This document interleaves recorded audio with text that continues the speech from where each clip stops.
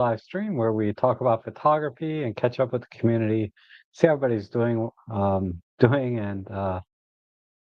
I'm sorry, I'm really tired, but thank you so much for joining me today. And just a couple of notes. I am running my streams ad-free this month, so this may be the last one, or next week might be the last one where I have the ads turned off completely off. And just so that we can all have a better live stream experience. And also, so I'm going to depend on your support here through super chats and donations and memberships, all of that good stuff. It's all greatly appreciated. And I'd like to uh oh gosh, I'm sorry. I got up at like 4 this morning and been kind of at it since then, doing stuff. Yesterday was really busy. I had a photo job. It's been a while since I've had one of those, but it was good to get back into that. And did a photo walk this morning with the club. It was great to meet some new people there. Artie and uh, one of the Pertoni, I believe it was. I'm sorry we missed you at breakfast. So if you're here now, that's great. Um, But with the photo walks and things, we kind of I should have mentioned that a lot of times we get out there and we kind of get a little uh, start to do our kind of own thing, right? And see things we want to take photos of, and others move on, and that's perfectly fine, right? We're there for the photography and to capture images. And I'll share a couple images I got this morning. I haven't really gotten into editing any of them. But today I shot with the Fujifilm X-H2 because I'm testing out a new lens, and also my Pentax K3 Mark One with I got a new lens this week. I guess I mentioned this last week, the 8 to 16 millimeter.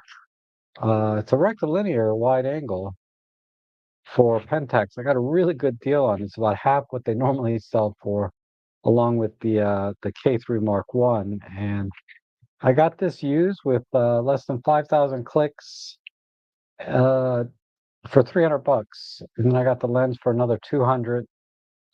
And I got to tell you, uh, size and weight, yeah, this thing is heavy, right? This is probably about a kilo right here, if not more.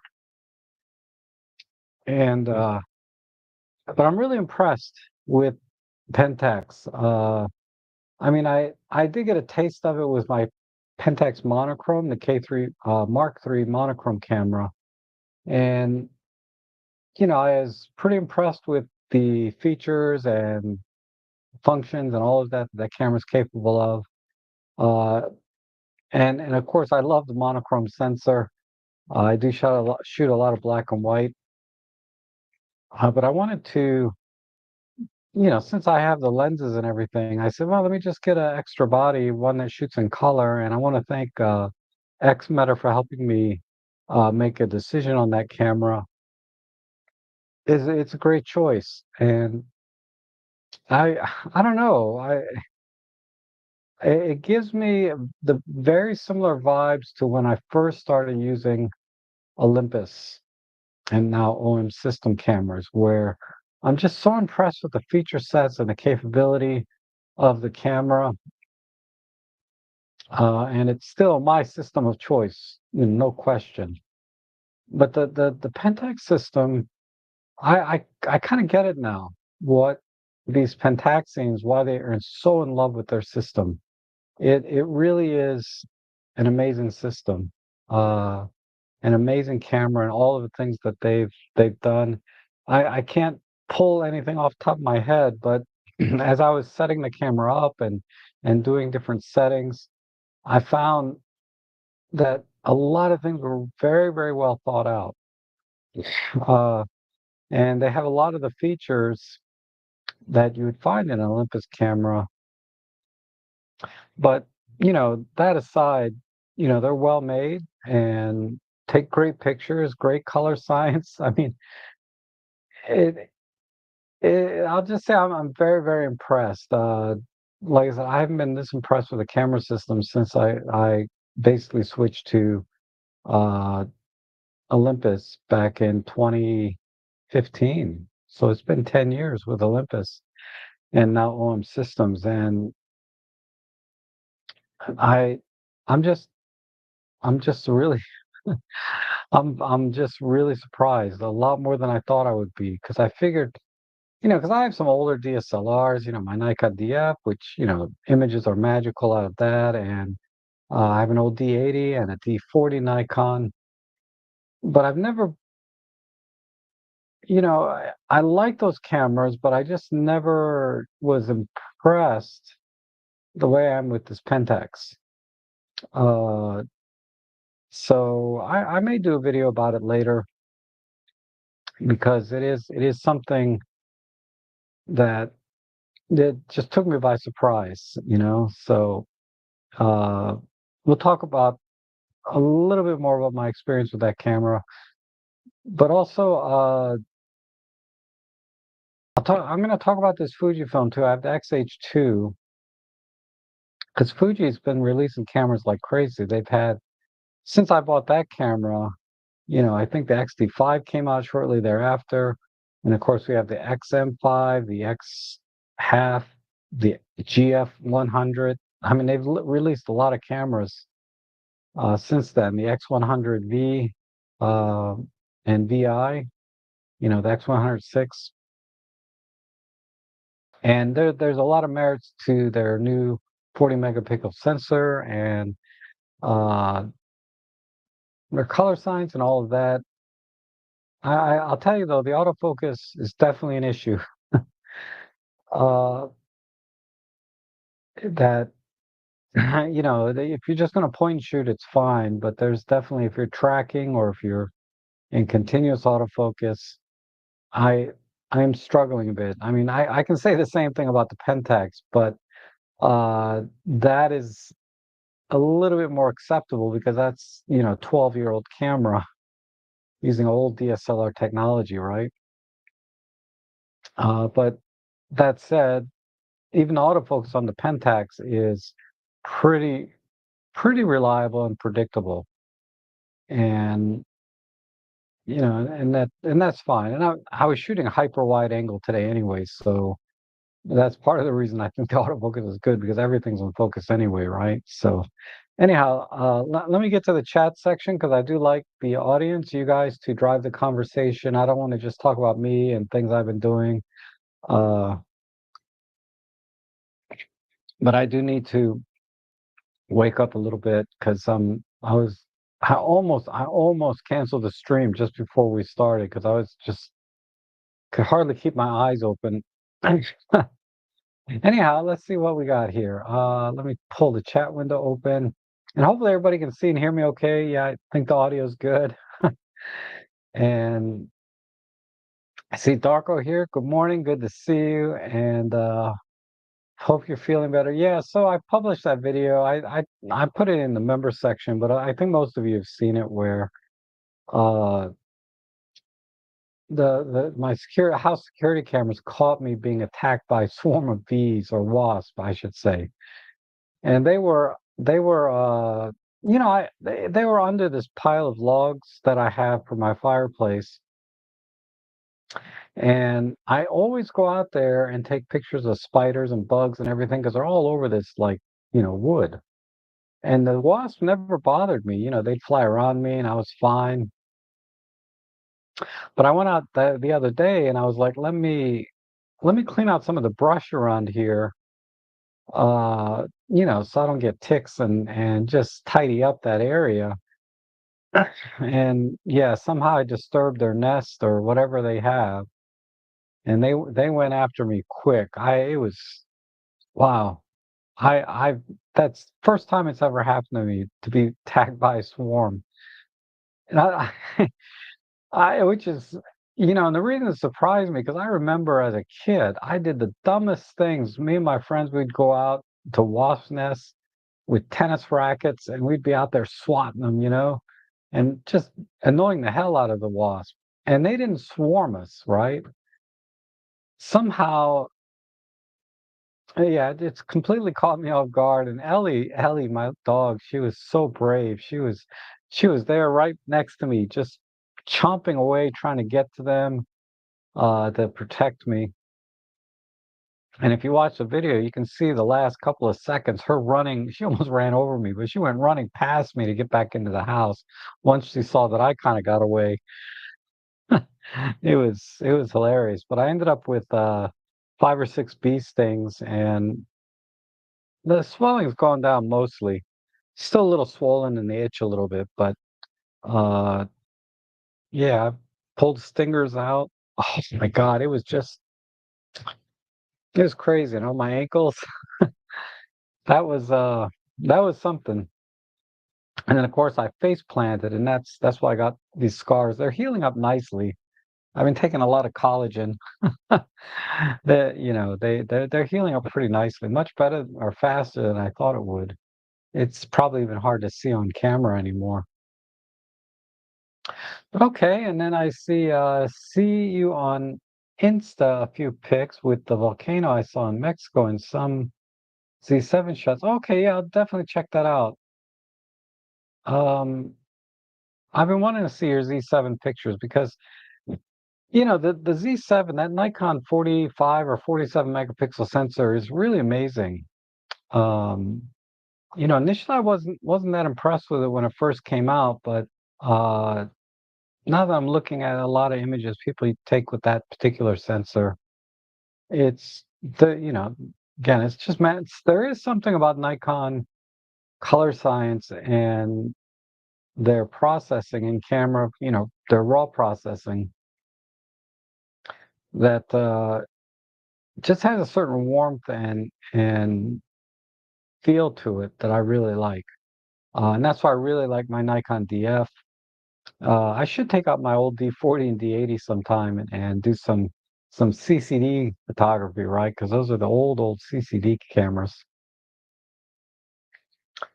And let's see, I see Ursula is here. Good to meet you. And Henning, good to see you. Kevin, good to see you again. Adam, good to see you. Adam says, I cleaned up my photo gear clutter. Cool. Uh, so did you just sell a bunch of stuff off, or did you just kind of get a shelf and like I did and put them up somewhere? And good morning, Hesse. Good to see you. And Marcia, always good to see you. Marco, happy Sunday. Yeah, we're on the mend. Elliot's completely recovered. You wouldn't know anything happened. Uh, I, on the other hand, I perfect timing. I bruised my ribs here pretty bad on the fall. Also, I may have cracked a rib because I cracked a rib once about 20 years ago, and this feels exactly the same. But I can't laugh or God forbid I get hiccups or sneeze. Oh man, it's pretty painful. And yeah, I think it was Gordon told me to get out and get some more macro shots. No, I haven't been out to do any macros since then. Not because of the wasp attack, but just I need to catch up on some gear review stuff. I still have to finish another flash, uh, which is also interesting. The Godox, one of the issues that people have been having with the Godox touchscreen is that it was only a 2-second press to unlock it, and that was definitely a major con of this flash with the touchscreen. So they changed it so you have to do a 2-second press of this button, which is what I had suggested in my review of the other flash by Godox with a touchscreen. And so there is a firmware update. I haven't done it yet, but there is a firmware update for the V100, the V480 or 460, and then also the IT30 Pro that have the OLED touchscreens, so that you no longer press and hold to unlock it, but you just push this for 2 seconds to unlock. And that makes a huge, huge, huge difference in workflow for a lot of people. It didn't affect me too much because most of the time I'm using the flashes off camera or away from my face, really. And I've never run into any problem until some others had mentioned it. And the great Vanzini, good to see you. And Ooh, playing with the new OM5 Mark II and fighting gas for a new lens or two. Yeah. Ooh, that's awesome. I really want to buy the OM5 Mark II, but um I just can't. I have an EM5 Mark III, I have an OM3 and OM1. I can't, not that I've ever used like this to justify a purchase before, but I just have so many cameras that do the exact same thing and more that are just as stylish and just as functional, you know. I have the other cameras from all systems and I just don't need the OM5 is as great a camera as it is. If it were my only camera, I'd be completely happy with it. But yeah, I can't bring myself to do it. Maybe one day if the price is if I can find a used one in sand beige color later, I might do that. But right now it's I'm just gonna have to hold off uh because I'm thinking about maybe I don't know. I think I'll I think I'm content at least for right now. But I do shop the Panasonic S1R Mark II because I keep thinking about the L mount system and what a great system that is as well. It's not so much that it has anything that I can't do already, but I really like the idea of the LUTs and doing your own kind of similar to the OM3 and the Pen F where you can dial in your own colors, but this takes it to a whole nother level. But also specifically the glass, the L mount glass is amazing. And you know, I really miss using the L mount glass. Um, so I may just go with an S5 Mark II. But for if I will hold out, I think I can get an S1R Mark II because I had the original S1R Mark One, and it's one of the biggest regrets I've ever had in selling a camera. I've had other cameras that I kind of miss a little bit, but that one I truly regret and getting rid of all of the glass that I had for it. It's unfortunate because it's such a great system. Because I can get an S1R Mark II for a for about the same price as an OM5 Mark II. So that's where my head is when I look at the OM5 Mark II. Well, I can get an S1R Mark II and be back in the L mount system. I don't know, but that camera's a little bit long in the tooth, and also the autofocus for what I'd want to use. Because what I do mostly, honestly, in photography is I take pictures of my dog Ellie, and they really struggled with that. Uh, Even though it has the animal detect. It didn't focus on the eye all the time necessarily, although it did focus on her pretty reliably.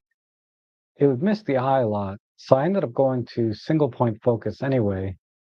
And, because the depth of field is so shallow on that, if you want to keep your ISOs low and your shutter speed up and all of that, because I have to keep my shutter speed up when I take pictures of Ellie, which requires a higher ISO or a wider aperture, whatever combination. And if I'm missing focus on the eye every time, it's a problem. So that's what's keeping me from replacing the S1R.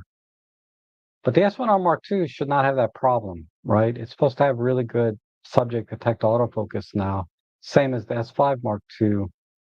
And I think I could really get into that system again.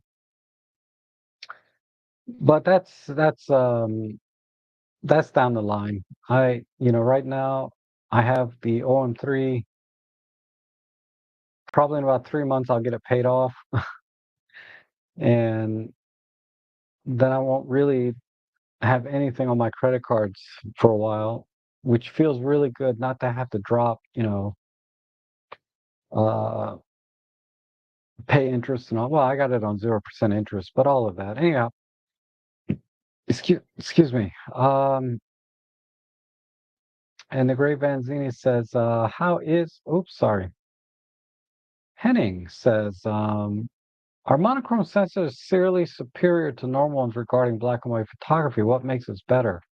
Dynamic range, light sensitivity, because of the missing filters. So all of that is true, right? Technically, there's better dynamic range, more detail, um, and less noise, right? All of that is absolutely true, but that is not what's driving me to the monochrome sensor or what I really like about it. What I really like about the monochrome uh, sensor is I'm getting really very fine gradations from dark, black to white, right? From pitch black to pure white.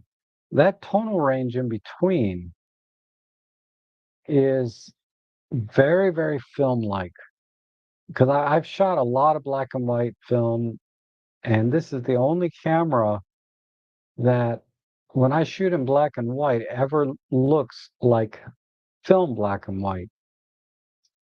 It's pretty impressive how close it is. And and for whatever reason, I get it, I like it for that reason. Uh, the initial raw image is very, very flat, and sometimes I'll publish images with very minimal editing. I'll just use the sort of relatively flat profile. It's very linear, Uh, it looks a lot like I'd say HP5, which is a low contrast black and white film. And but you can of course play with the sliders on the raw image and really get some amazing tonal transitions that you don't get straight out of camera with a normal color sensor. I can get a very similar look with any other regular color camera. If I were to take two images, one from the black and white monochrome sensor and one from the color camera and convert it to black and white, I can get the two to be very similar, no question, when I have them side by side. But it's very difficult to do that across, say, a range of images. Like if I do 40 or 50 images that I want to keep and edit, it'd be very difficult to do that on a color sensor to get the kind of tonal range and image or look and feel that I want across the board.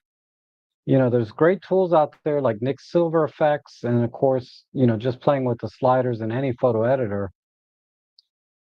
But I noticed it's really kind of in the red tones and yellow tones on the color sensor that gets slightly they get overexposed. So it's different. It's just different. And that in combination with the being on a Pentax DSLR, that experience and the kind of images that I get from it is why I love that camera so much. And so I would not recommend the camera if you're trying to if you like black and white photography, but you just want to get more dynamic range or whatever, less noise, better resolution.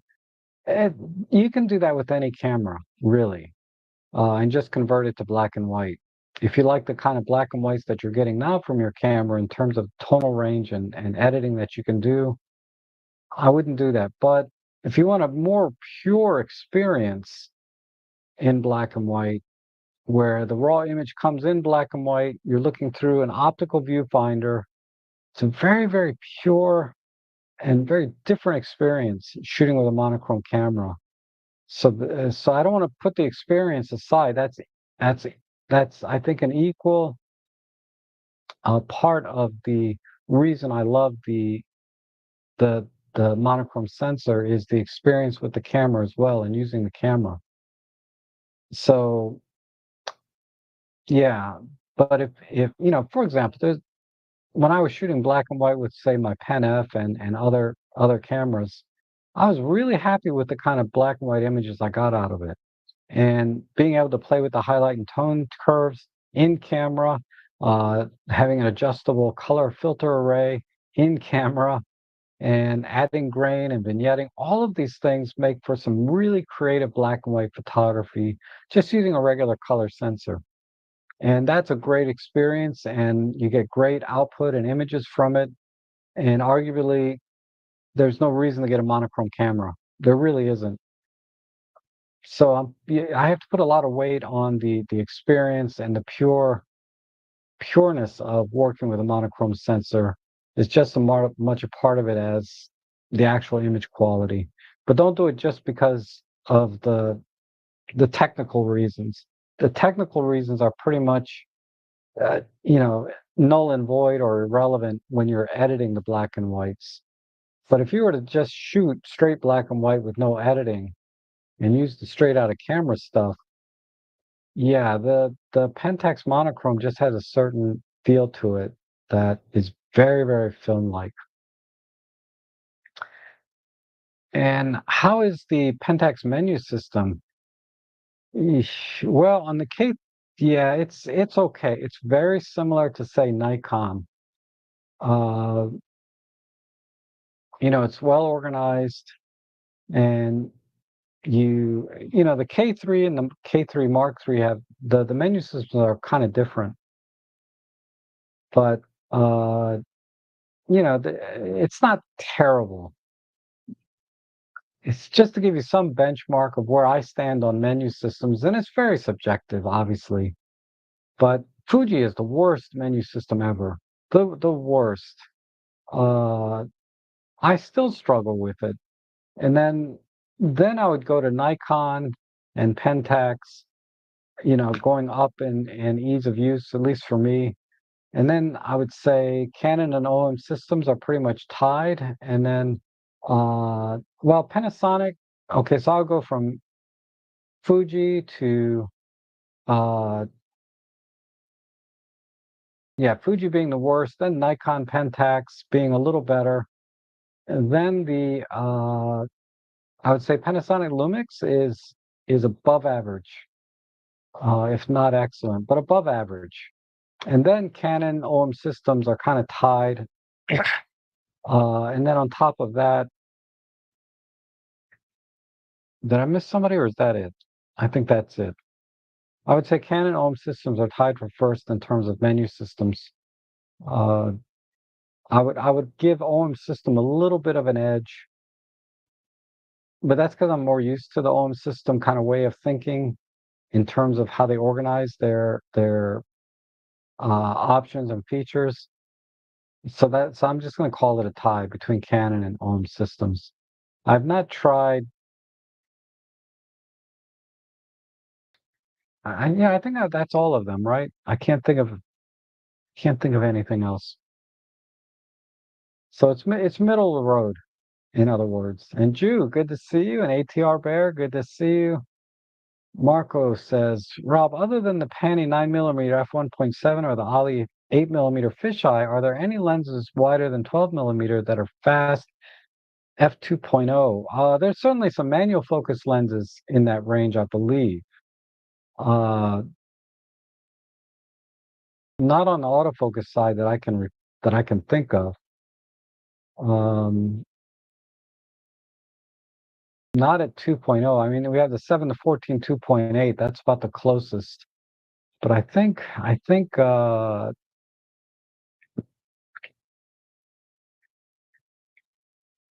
there is.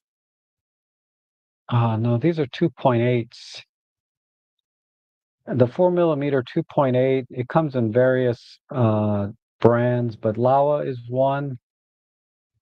Of course, that's a circular fisheye. And then a 7mm,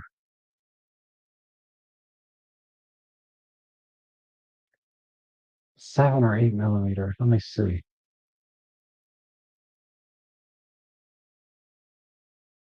Yeah, everything else is a 2.8. So I think that's it. If anyone in the chat that are here today know of a lens, please put that in the chat section to help Marco out. I can't think of anything wider. Yeah, these are all 2.8s.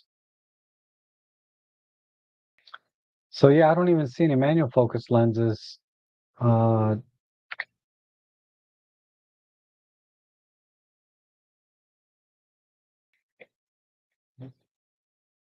I don't see anything else here. Oh, no, there's a TT Artisans. So this lens, um, this is not a bad lens. I had this lens. I gave it to David Crooks, because I have the 8 millimeter fisheye lens, so I didn't really need this anymore. But yeah, this lens is a 7.5 millimeter f2, and it has a minor field curvature. It is fisheye, but it's not like circular fisheye. It's just got a fisheye effect, and it's very, very easy to correct in post processing. Uh, you sacrifice a little bit of the field of view, but not much. And I did a review on this lens. If you look on my channel for this lens, you'll see it, and it's pretty good. Okay. And the Gray Van Vini says, took the OM5 Mark II and the EM5 Mark out to yesterday. Such a great cans, but the OM1 Mark II was really great. Yeah. Yeah, the OM5 Mark II, the M5 Mark II, both fabulous cameras. I have the M5 Mark II. I shot with it the other day. Let me see, I think I posted something to, let me take a look. And I think it was a macro shot. The M5 Mark II. Yeah, this shot. It's on my Instagram. But here's a shot I took with the EM5 Mark II, the 14 to 42 kit lens with extension tubes and a diopter, along with the uh, Media F2 flash diffuser or a flash diffuser and a Media F2. Or no, no, no. I used the Godox 460 on this, but the compact flash would do the same thing. I think, let's see, this is also the M5 Mark II with the kit lens and extension tubes, and that's the XH2. So yeah, I posted a couple here from the other day. All great cameras, but yeah, nothing like an OM5, right? Nothing. Excuse me, the OM1 and the OM3, these are just next level in terms of features and capability, and uh, particularly working with macro. There's so many things about the OM system camera that you can do that it's very difficult in other camera systems, even though they tout that they can do these things. So, for example, uh, my Sony A7R5 has focus bracketing, doesn't have stacking in camera, but okay, let's put that aside. But you have to use mechanical shutter with your focus bracketing. You can't use, if you want to use flash. I haven't tried bracketing without flash, but if you want to use flash on that camera, it has to be mechanical shutter. Whereas with the OM system cameras, you can, even the OM5, EM5 Mark II, as old as that camera is, you can use silent shutter with a flash, electronic shutter with a flash. On the EM5 Mark II, it's 1/20th of a second, so it's pretty slow shutter speed, but 1/50th of the second after that, and then when you get to the OM1, OM3, we're like at 1/100th of a second. I think even the M1 Mark III was 1/100th of a second, which is very, very, very usable. And very few other camera systems can do that, if any, especially at the price points of an OM5 Mark II, an OM5 Mark I, an EM5 Mark III, EM5 Mark II. All of the cameras can shoot flash with silent shutter. And there's very few other camera systems that can do that. Excuse me. Okay. All right. And Henning, thank you so much for your support. I really appreciate you becoming a member. It's really one of the best ways to support what I do here. Is just be a member for 99 cents a month. And there's not really any extra perks or anything. It's just a way of showing support for my channel and everything I do here. So it is greatly appreciated. And John McCormick says, glad you're mending. This week is the 23rd anniversary of being bitten by a rabid fox that attacked. Ooh, me and my dog on a. Wow. Wow. Hopefully, nothing's happened in those 23 years like that again. But man, foxes, they're crazy. I have foxes around here all the time. A couple of years ago, there's a family of them living behind my fence. And Anthony's here. Hey, Anthony says, please do a survey asking Micro Four Third users if 24 megapixel stand sensor would be enough for the next flagship camera from OM Systems. Yeah, I can do that. The problem is, Anthony, with these kind of surveys, they're very skewed because, my viewers are we're kind of in a bubble where we have very high expectations of OM systems and our cameras. And then we have others that so whatever the results are, whether it's like, yeah, it's enough or no, it's not enough or it doesn't matter. But I have to put a third option in there if you're happy with 20, right? Or do you want to see 24?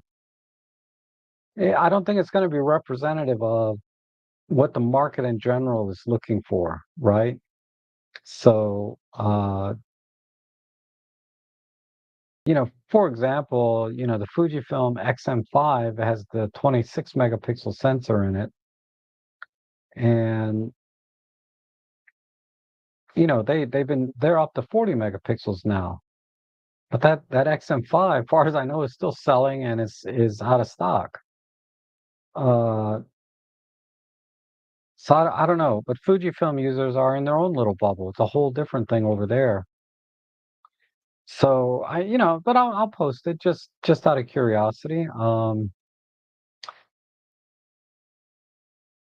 My answer would be yes, I'd like to see 24 megapixels just for the sake of them showing progress in the sensor arena, like for Micro Four Thirds. Panasonic has done it. I think they have a 25 megapixel sensor, but it's not stacked. So you suffer a little bit with rolling shutter. I don't have any experience with that sensor, so I don't want to say anything about it.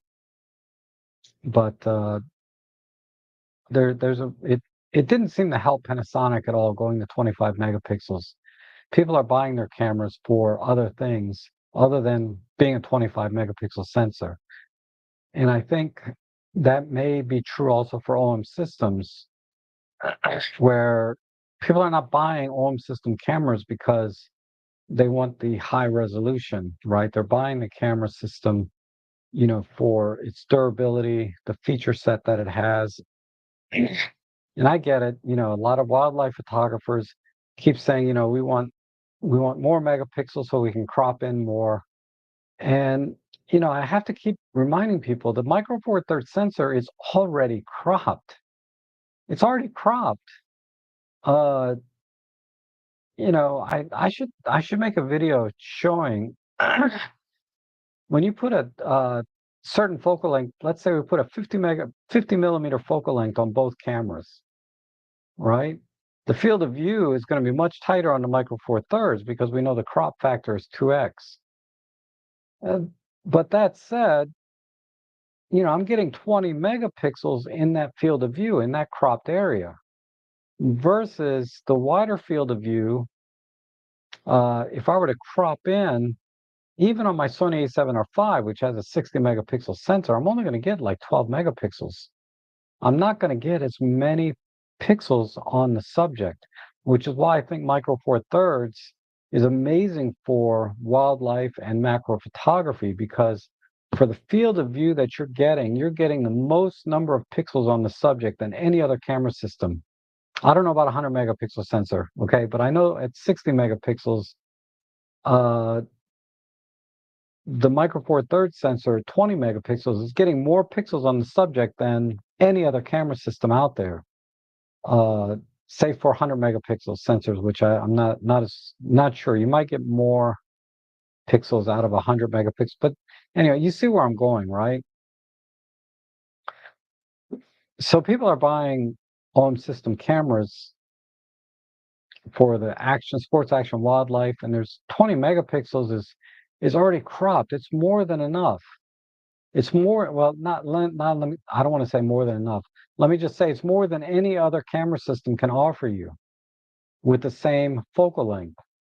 If I put a 300 millimeter lens on my OM system and a 300 millimeter lens on my A7R5 and crop the A7R5 down to the Micro Four Thirds crop factor, it's like 12 megapixels, whatever, but it's not much.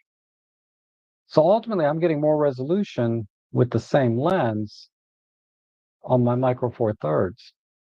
And that's why it irritates me a little bit when I hear people say that I shoot, with my Sony A1 because I'm getting 50 megapixels on my subject and I can crop in more versus say my OM1 with a 20 megapixel sensor. And my argument is, yeah, let me put your 600 millimeter f4 lens on my OM system. If there was a way to adapt that, I'll get more pixels on the subject than you will. Period. I will get more pixels on the subject than you will with Sony A1. But I don't have to. I can shoot with a 300 millimeter f4, get the same field of view. And yeah, in that situation, if I put a 300 millimeter lens on mine and you have a 600 millimeter f4 on your Sony A1, hands down, you're going to crush it. You're going to get 50 megapixels. I'm only going to get 20. And you can crop in a lot more than I can. But we're not comparing apples to apples here, right? We're comparing a 300 millimeter lens with a 600 millimeter lens. It's not the same thing. I'm telling you, if you put a 300 millimeter lens on any other camera system next to a Micro Four Thirds system, you're going to get a better image out of the Micro Four Thirds. So, save for the pixel density being, meaning ultimately it's going to have more noise, less dynamic range because the individual pixel well depth is not quite the same, right? Because less, we are using a very minute pixel pitch or a smaller pixel pitch than you're getting out of, say, a Sony A1. So ultimately, you will get better low light performance and dynamic range out of the Sony A1, even after you crop it down. But I'm getting more resolution, period, right? So, uh, but yeah, don't buy the argument that wildlife photographers want more megapixels so they can crop in more, unless they're talking about the same sensor size. If you're talking about a 24 megapixel full frame sensor and a 60 mega or 50 megapixel full frame sensor, yeah, you can crop in more on the 50 megapixel sensor. But if you're talking about a Micro Four Thirds sensor versus, say, a full frame 51 megapixel sensor, no, I'm getting more resolution on the Micro Four Thirds. But I guarantee someone's going to argue that point, and that's fine. I'm happy to be proved wrong, but that's the way I see it. Okay, rant over. But yes, I will put a survey up. In fact, I wonder if I can do that now. Well, no, I better not. I have to carefully craft the question so I don't bias it towards one answer or another, right? But I'll put it up after the stream. And did I see Robin's name pop up here?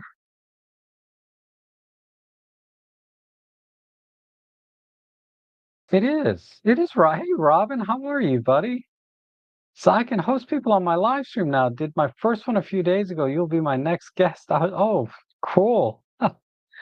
That is awesome. I'll be happy to go on your channel, Robin. That's great. And I guess let me offer my deepest condolences though with the recent passing of your mother. I know I can relate to how hard that is because I was very, very close to my father and he passed away.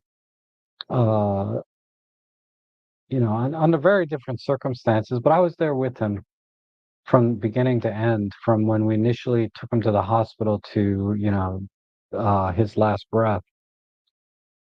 And it's been 5 years now, and it's still hard. It's still hard. So I really love the videos and the I watched the video of the service that you did, where your friend recorded you, and that was beautiful. You're really holding up very well, at least on camera. Uh, but yeah, I can totally relate. And my mom now is, 82. So yeah, but that's part of life, right? These things happen. So we have to look back and celebrate and think and remember in good spirits how great our life was together and not have any regrets with that. And it looks like you were a great son and you had a great mother. So I respect that a lot. Okay, I'm gonna tear up if I think about it too much. So we'll move on. But yeah, that's a tough thing. Let's see. And I did miss your live stream this week though. I watched Jimmy's, Red 35. I can't remember. My memory's so bad. I can't remember. I did watch his. There was an interesting discussion there, him and Rod. I remember that. Um, but now I can't remember the whole thing. I'm so bad. Yep, Fuji menus drive me nuts. So yeah, the Gray Vanzini shoots Fuji also, and he knows what I'm talking about. I don't know if any of you out there ever shot Fuji, but the menu system is just not intuitive to me at all. My brain just does not work the way they organize the features together. I mean, there's some definitely some areas where yeah, it's exactly where you expect it to be. Then there's other things. It's like, why do I have to deep dive into the menu system to format a memory card? I have to go over user settings, scroll down, and hit format. I guess that's not so bad. But why is it in the user custom menu, the format? It doesn't make sense to me. And Roger says Lee Hoy on his video today had a battery grip on his OM1. I think I'm going to use mine most of the time when not using my tripod. I added weight makes the stability better during hand holding. Yes, definitely.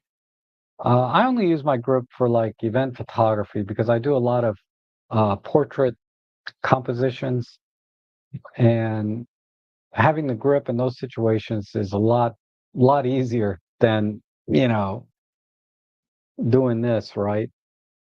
You can just hold the camera naturally in a portrait position, but I don't really need it for stability and all of that.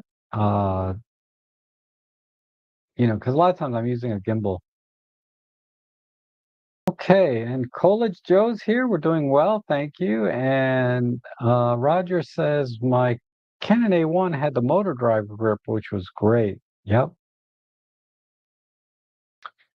I have the motor drive grip for my OM1 film camera, uh, but it's kind of squared off and not comfortable because it's not meant to be turned, right? It's mainly, landscape position.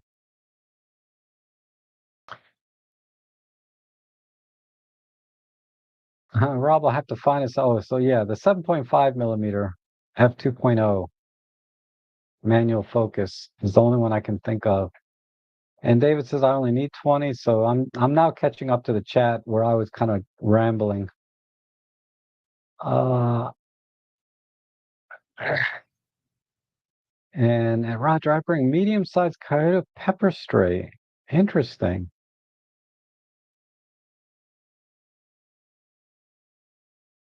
And Thomas says, Rob, check, just joined the stream, been busy picking and canning vegetables from the garden. What I'd miss? You missed everything, man. You're gonna have to start from the beginning. I'm just kidding. Ow, ouch, ouch. Excuse me. I'm gonna man up though. I'm not taking any painkillers or, ibuprofen. I just don't like to take things unless it's absolutely necessary and unbearable. And condolences to Robin Wong. Yes, well, hopefully moving. Yeah, it was a great memorial video. Amazing. Okay, wow, I caught up on all the chat. Uh,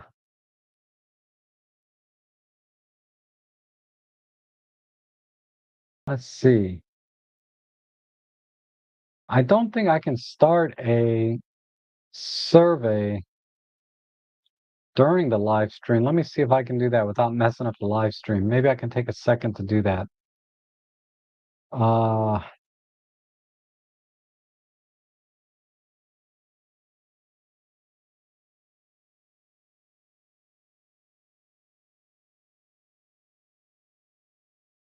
because I know you can add a survey to a stream, but I don't know if you can do it while the stream is live. So I'm gonna have to do that. Yeah, I'm gonna have to do it. I don't see anything here. Yeah, I don't see anything here that I can do it directly, unfortunately. And Randy's here. Good to see you, Randy. And Henning says, sold all my Fuji about a year ago, including an X-T5. Gosh, that system, I completely don't get the hype around Fuji, so unreliable. Autofocus freezing and demosaicing and Lightroom suck. Yeah, the post-processing is tricky. If I really get back into using this Fuji at all, I'm gonna have to find. I might have to go with Capture One or something. I have the original Capture One that they used to give away for free for Fujifilm cameras. I don't know if that's still on my system. They say that Capture One did not cause some of the demosaicing issues. Capture One, what is this? I might still have it. Yeah, this thing. This is Capture One for Fujifilm. They used to give this for free, but I guess they're not doing it anymore, is what I heard. So if I import today's images, choose from, I don't even know how to use this. It's been so long.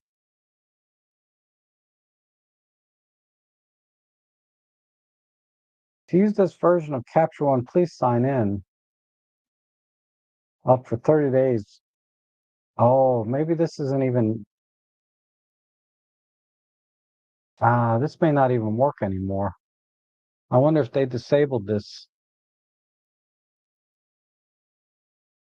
because it doesn't let me browse or choose. Let me try. So if I go to, where's my today's stuff? Oops, projects.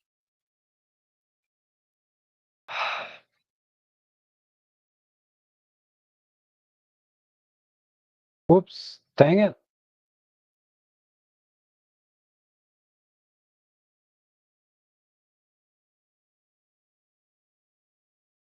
See if it let me, yeah, it did let me import that, didn't it?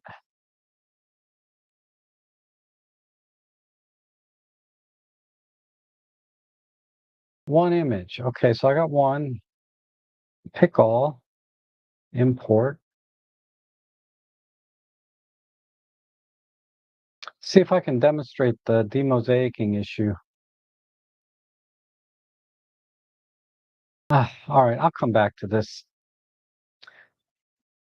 Anyway, I think it looks like it's still working, but I don't know. It's been a while.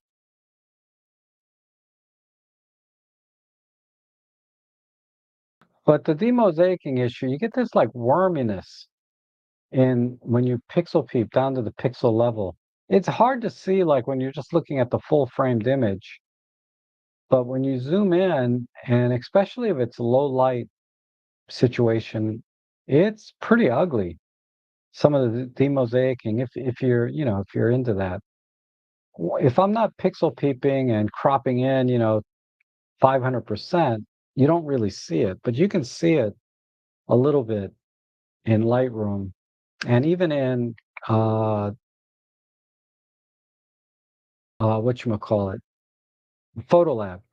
Photolab has supposedly a new Fujifilm demosaicing algorithm, but it's only for the 26 megapixel sensor, I think, and maybe older. It doesn't work with my 40 megapixel sensor. So when they come out with the 40 megapixel sensor demosaicing algorithm for Fujifilm, hopefully they resolve that. I'll have to look at my older XT30 files and see if it makes any difference. Uh, but I know exactly what you're talking about, Henning. Wait, you added some here. I do own Capture One since I own the XT5, but canceled after the subscription after selling the gear. Money was better spent on different gear. Yes. So you were still having issues with Capture One. Okay. I never really looked at it that close. Uh, but I've heard about it and I've tested for it and I do see the problem. Um, yeah, interesting B video. I know. So Bob O'Neill says, why call a 4/3 sensor cropped if it's no more cropped than a 35 sensor is cropped from me? Just use the best format for what you do. Yes. Yeah. It's just a figure of speech, really, right? Calling something cropped, but it is common practice to call anything smaller than a 35 millimeter sensor a crop sensor, which is just kind of the norm now, right? The meaning of words and specifications can change over time, although technically you are correct, right? Uh, there, there's no such thing really as a crop sensor. They're just different size sensors. They're all full frame, but full frame just has a different surface area. That's all. And anyone have advice on getting results akin to Fuji's film simulation on home system cameras? Yes. Um, so if you want to get the film simulations done in camera, that's a little bit bigger hill to climb. But you can get reasonably close, but it's never going to be exactly the same. The only way to really truly get something as close to Fujifilm film simulations without using a Fujifilm camera is through software. And like DxO has and Lightroom have some of the Fujifilm simulation presets built in that you can select and get pretty much the same thing. But nothing is quite the same as the straight out of camera Fujifilm simulations because Fujifilm has done something to the color science that is really hard to duplicate. Just like the monochrome sensor I talked about earlier, it's very hard to duplicate that frame, image to image to image to image. You might be able to get two images, one from a Fujifilm and one, say, from Nikon or OM Systems, and get them to look exactly the same if you through digital editing, uh, but not in camera. You'll never get the two cameras to be exactly the same. But you can do it digitally, but then when you get to the next image, it's going to be totally different. Somehow they adjusted the individual hue and saturation of individual colors. And I'm using that term very, very loosely because color, when we think of color, we think of red, green, blue, core colors. But color in a digital camera can be millions of different shades and hues and things like that. And just like when they were developing or making the actual film, Fujifilm has a ton of R&D and research and intellectual property. I don't know what you call it, but they have a ton of know-how when it comes to color science and developing simulations. And being able to convert that into a digital, is much easier for them than anybody else. So the the only what camera that might come close is like a Panasonic with the LUTs. LUTs is basically the only way to duplicate what Fujifilm does, and I'm sure people have done it at this point. But doing it with OM systems, with a very limited color wheel and white balance shifting and tone curves, those are very, very coarse corrections to the color science in the OM system versus what Fujifilm has done. Fujifilm has done, something infinitely more in depth when it comes to creating the film simulations. And I'm kind of over it. I'm not a big fan of the film simulations. They're okay, but what you do, say for Chrome, like if you want to duplicate the Chrome Fujifilm, you just desaturate overall the image, uh, and cool off the white balance a little bit so it shifts a little more blue, and increase the contrast slightly. And that's pretty much the Chrome film simulation, right? Uh, and if you want Velvia, it's kind of the opposite. Saturate the image a little more and reduce the contrast a tiny bit. And that's pretty much the film simulation for Velvia. Uh, and that's about as close as you'll ever get using OM System Olympus cameras and many, many other cameras. Panasonic's the only one because of the LUTs, and that's why I'm kind of interested in the S5 II and the S1R Mark II, is the being able to create your own LUTs and have access to LUTs and apply that to not only your images but also to your video. It's really, really fascinating to me, and I think it'll be a very interesting experience. Um,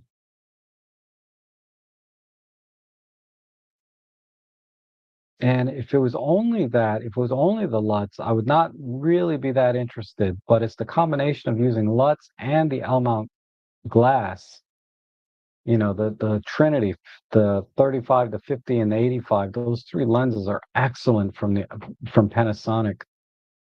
You add that up together with the high resolution of the S1R Mark II, and then throw on top of that the LUTs, and you have really an amazing camera system. And you can have some amazing, have a lot of fun with that. And I wish Olympus did not use the micro in the name. It makes it sound small. Just stick with 4/3. Yeah. Yeah, that was an odd decision. Micro 4/3. I don't know. And you've run out of gas. I know. And lately I've been shooting high-res black and white and different color filters for landscape. Are you actually putting filters in the front of your color sensor? Because that will definitely have an impact on the image, but not in the way a color filter has impact on a true monochrome sensor. Because you got to remember, you have three color filters over each. You have a color filter over every pixel as it is, either red, green, or blue. So by adding another color filter on top of your uh, color sensor, I should say, you're just kind of jacking up the demosaicing, and you're going to get really weird colors. Uh,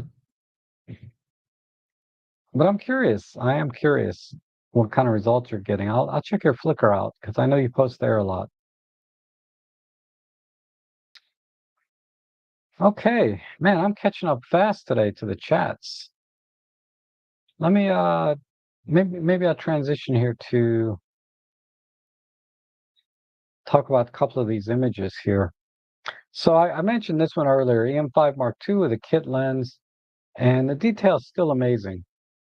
Even with extension tubes, diopter, kit lens, 16 megapixel, 10-year-old sensor, And I can get really excellent results still with this camera setup. Again, another example. If you pixel peep this image, you'll see a lot of fine details in this mushroom as well.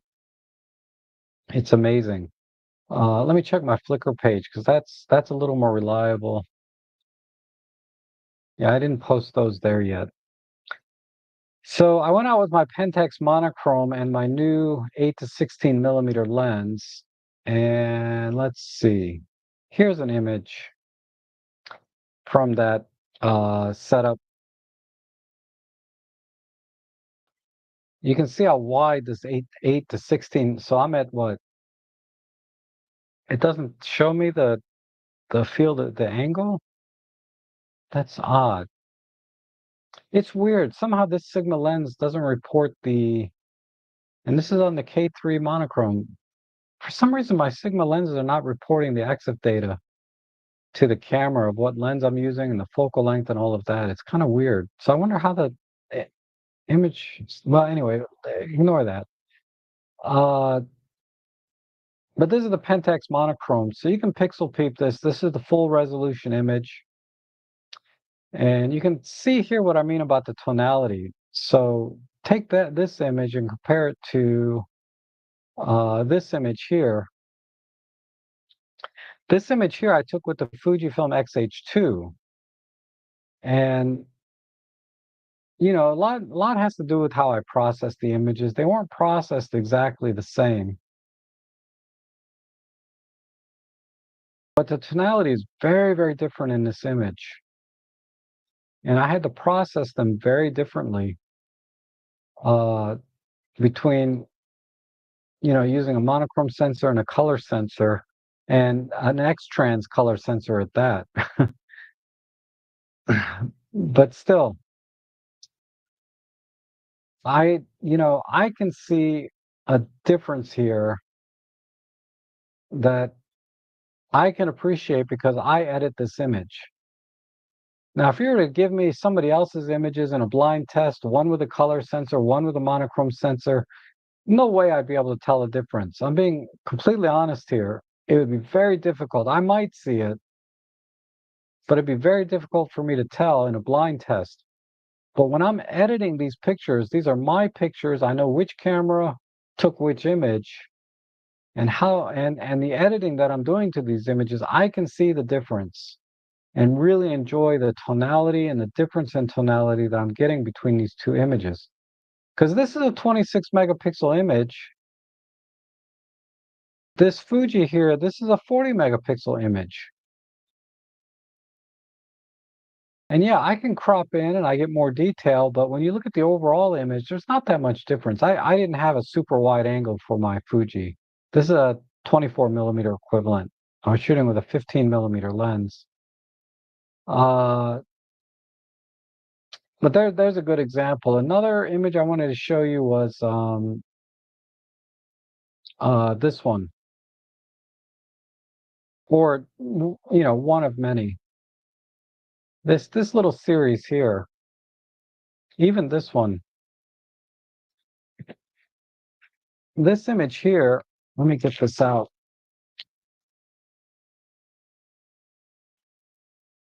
That image here was taken with this camera, this little $32 toy camera. That I love this thing to death. And when I'm gonna have to take this out and do some serious video with it because it does record video, but it looks so vintage when you're recording video. It just has a really vintage vibe to it. And the images, the still images captured also have a very vintage vibe to them.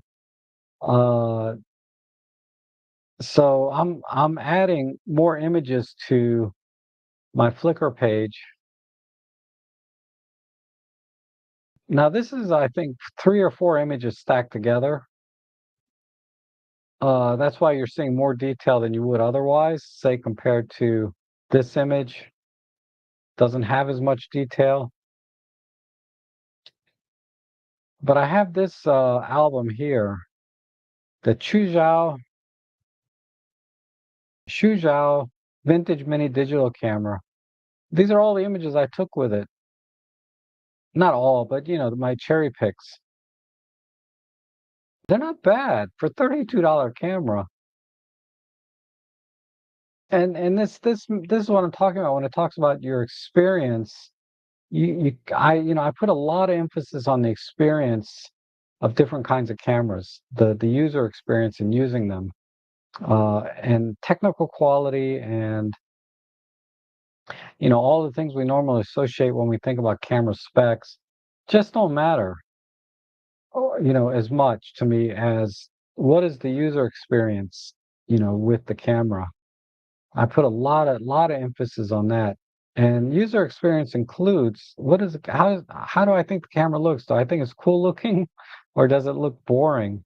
You know? Uh and this camera is so cool. I have this on my deal page. I have links down to my deal page below. You can check out all of the deals or picks that I have. This is one of them for $32.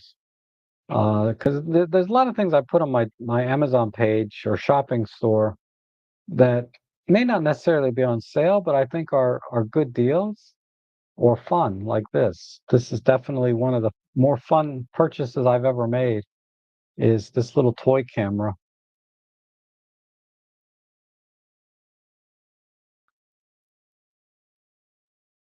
And has anyone ever tried tricol? Oh, that reminds me, Jeff. I did see your email on this, and I wanted to kind of dive into that a little bit more before I responded.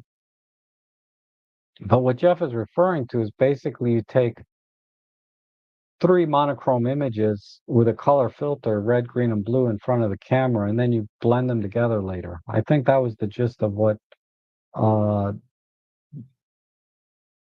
was in the article that you sent me. And I'm pretty sure that's very similar to how astrophotographers work with monochrome cameras.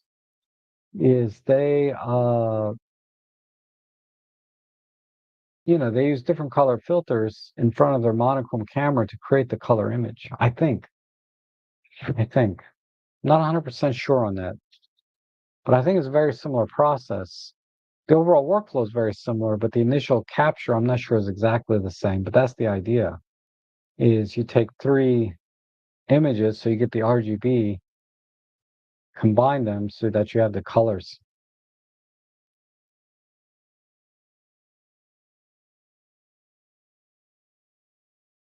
And Henning says, yeah, that's right for Astro workflow. Okay, so that is right, right? I've never gotten that deep into it, but it's hard to move sometimes. I slowly creep down in this chair and then I have to kind of sit back up. Uh, yeah, Randy says you take three black and white images with red, green, and blue filters and then combine. Yep, okay. So that's yeah, it's kind of the same thing in Astro then. Haven't tried that though. That'd be interesting though, wouldn't it? Um, so I meant to reply to your email. Sorry, miss didn't reply sooner because you sent that to me last week. But I did read it and I said, oh yeah, I think this is what they do in astrophotography. Yeah, so uh but it's interesting to think of it in terms of just capturing regular images rather than just astrophotography. Why not anything else?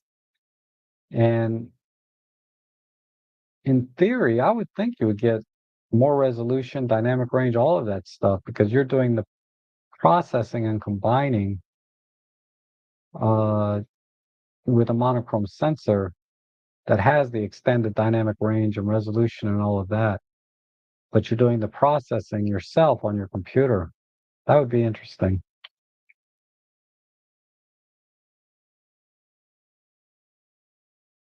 Yeah, there's color astrocams, definitely. Definitely. I have it's on a shelf over there, or over there, I should say. I have a mini Astro setup that I never set up. They're still in the box. I think I'll wait till Black Friday again and see if I can get a deal on a couple of more pieces I need to put together a decent astrophotography system. Summertime's fine for like doing Milky Way and stuff, but I like to do deep sky astro, and I want to get a decent setup. But my buddy Ben has been, since I got into it, that's when he found out he had cancer, and getting up to see him and doing more of that, it's been uh, spotty because he has good weeks and bad weeks, and his good weeks have to coincide with my schedule and vice versa, all of that stuff. And I'll have to reach out to him. I'm not sure how he's doing since he published that video. I talked to him before that video, published that video, and over the phone he sounds the same to me, you know, full of spirit and alive and well, like no different than all the years that I've known him. But, after watching the video, that was brutal. That was brutal. Just I almost lost it again, you know? And so I should call him up. Maybe I'll call him up this afternoon. This is deep sky season in my backyard. Yeah. Not that there isn't deep sky stuff to do now. There's year round you can do deep sky astro, but um wintertime is better for me. And Plug Nichols, oh my goodness, how are you? It's been a while. As someone now selling a bunch of Fuji X mount stuff, I love the hype. Better for my wall. Happy with the GFX and Olympus gear for now. Yeah. Yeah, that's why when I got this XH2, uh there's a lot of things I love about this camera that, this is probably the least favorite of all the Fujifilm cameras out there, right? Uh and this is my favorite Fujifilm camera of all the ones out there, save for maybe the X-T3. But I'll have to grab an X-T5 and see how that feels. I really like the sensor in this. I know it's 40 megapixels, and I think the hype around the color film simulations and stuff is, that is hype to me because I like to post process the images and have the colors that I want the way I want it. And yeah, this is probably the least favorite the XH2, but it's my favorite one. Maybe I should look at the XH1. I can get those pretty cheap, like 600-700 bucks for an XH1.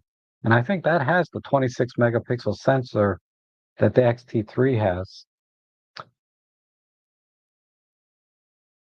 But we'll see. I don't know. I'm getting gas again.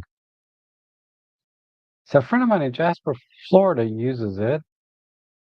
Jasper Ford Forday. Don't know if he has a Flickr page. Okay. And Rob Trek, any updated opinions on your Deluxe 8? Will you do a review of it? No, nothing new. It's the same thing as my LX100 Mark II, just with updated, menu and EVF and USB-C. So it's very similar to the OM5 Mark II, just some minor updates to the previous model. Uh, now that I, excuse me, now that I see it going up in price, though, I'm scared to shoot with it and driving up my shutter count. Although it's nearly impossible to figure out what the shutter count is on a Leica camera, so I'm told. But 'cause I uploaded some images to the shutter count thing online, and it doesn't show. And and it's not really readily available how to get into the service menu and see what the shutter count is. Uh, so maybe I shouldn't worry. I shouldn't worry about it. I'm not selling the camera ever, but it does unnerve me a little bit because I do sell cameras time to time, and the Deluxe 8 most likely not one of them. Just like my Pen F will never be a camera I sell. My OM3, I'm never selling that. My OM1 Mark I, I might sell because that's just a work camera. Like I did the photo job yesterday. No question, I'm taking the OM1, right? Uh, my backup is the M5 Mark III, but I could sell the M5 Mark III, the OM1, just like I sold my OM1 Mark II or EM1 Mark II and EM1 Mark III. I could sell the OM1, but it's going to be replaced by the latest iteration of that camera. Uh, just right now, there was no reason to go from OM1 to OM1 Mark II. And there may not be any reason to go from an OM1 Mark I to an OM1 Mark III. We'll see. But it's my work camera. Let me show you another image from the Fujifilm. I'm sorry, this is the Pentax K3 with the 8-16. This is from this morning. That's my buddy there. And this is another one. I just love the color. I mean, understand I post-process these, but I didn't do any color shifts or white balance changes. This is all pretty much straight out of camera colors. Now, I may have saturated some a little more than others. Like I think I saturated the yellow a little bit in the post-processing on this, but not the red. The red is pretty much straight out of camera, the reds. And, and then of course I did some clarity and stuff on the clouds because they were a bit overexposed so that I could get the exposure down here correct. And then this one is an extremely high ISO image here of the Photo Club. This is ISO 51,000 in a 12-year-old camera. Now, there's a ton of noise reduction. You can see there's a ton of softening here on the edges because there's just so much noise in this image. But still, DxO did a good job, I think, working with this. Let's see. This is another one from the Pentax K3. And yeah, this is pretty much straight out of camera. I didn't do any adjustments to any of the colors. The colors look a little weird here because I'm mixing flash together with ambient light. The ambient light's a little bit warmer than the flash in this case.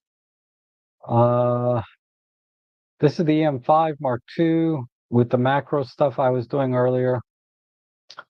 Oh, here's the mushroom. If I punch in, I mean, and this image has been downsized. Okay, this is not the full resolution image. Uh, yeah, both of these are the downsized images. Here's that. I forget what this is called. People keep telling me to kill these things. I just don't like to kill anything. I feel bad trying to kill these wasps now. This one I used the Sony A7R5. This is pretty much straight out of camera. These images here were for a client. I was teaching flash photography. And that's why I don't have many images. I just took a few images while I was there, and then my client, my student, I should say, took most of the images, and she uses a Sony A7R5. So I just use my Sony A7R5 when I'm teaching her. But you know, these are the color versions, and then just different poses and stuff. But again, this was all about the lighting. So there was nothing special about the models there or anything with respect to with the images. This is what is this? This is the Pentax monochrome camera with the 17 to 50 Sigma lens. I don't know why the Sigma is not reporting any of the EXIF data, but lots of detail there in a little 20 megapixel sensor. And I think we're back to where we were last week. See if there's anything else here I wanted to talk about. Not really.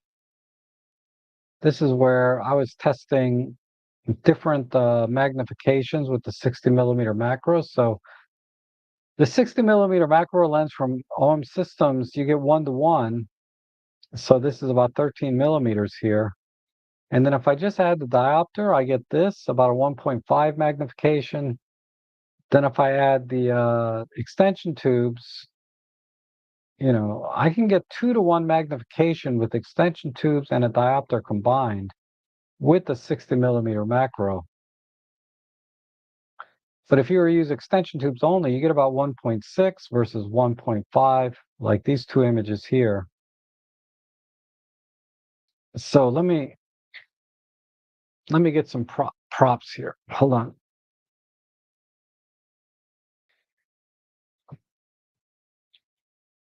Oh man, you don't know how painful that is. Okay.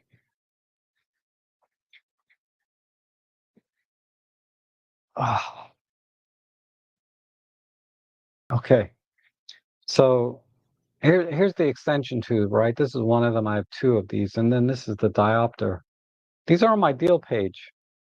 So this is about, I think these are 25 or $30. This is another 40. So for about $70, you can get the combination. And if you add that to your 60 millimeter macro lens, you can get 2:1 magnification. So you just do this. So you put the extension tube on, drop the diopter on front.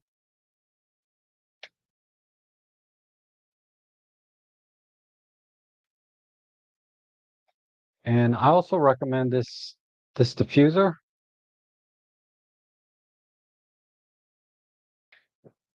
I think that macro guy on YouTube, I forget his name, Mark Wemmels or no. Anyway, the guy that does macro on, he's the number one macro guy on YouTube. He just did a review of this. He likes it.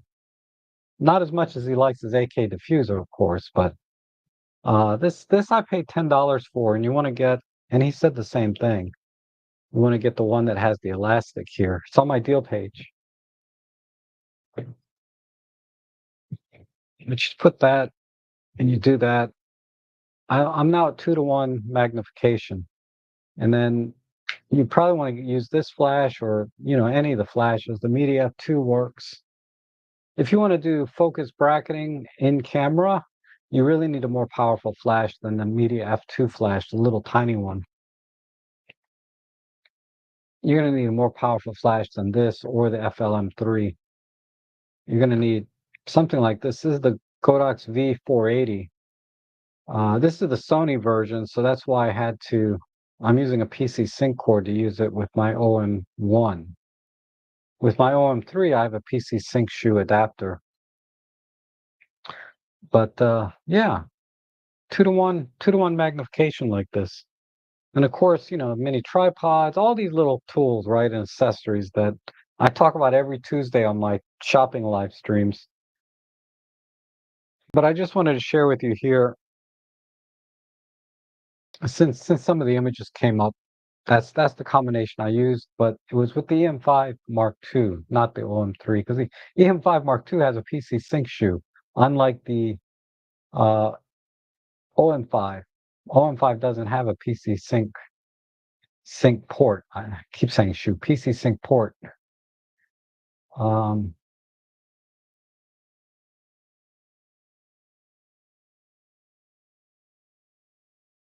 and I would love a Deluxe 8, but not at the current prices. I don't think it's going to get better. No, Deluxe 8 is going to stick. If you look at like a Deluxe 7, the prices are still high on that. So a Deluxe 8, yeah, I was lucky and got mine at regular retail when it first came out. Like I paid 1,500 for it, which I thought was too much at the time, but apparently it's a bargain now. Dave was trying to get, he kept telling me something was a bargain this morning. Oh, somebody's selling their 150 to 400 for $5,500. That is a bargain, but yeah, I can't do it. It's just too much. I have a 300 f4, which I really like. I don't really need the zoom flexibility, but that lens is really good. It is better than the 300 because of the zooming. Half-inch sensor. Oh, you have a Deluxe? Yeah, I have a Deluxe 5. Yeah, the Deluxe 5. I have a Deluxe 5. That is a cool little camera. I got some great pictures with that. Um, I'm pretty sure I have.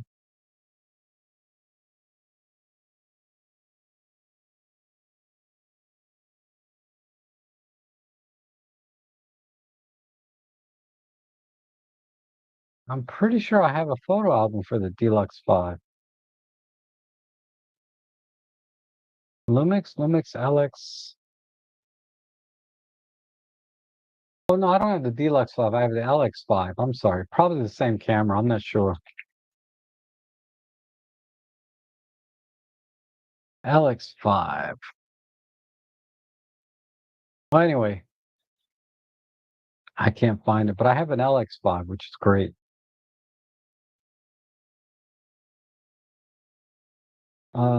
I don't think it's a half-inch sensor. I think it's a 1/1.7.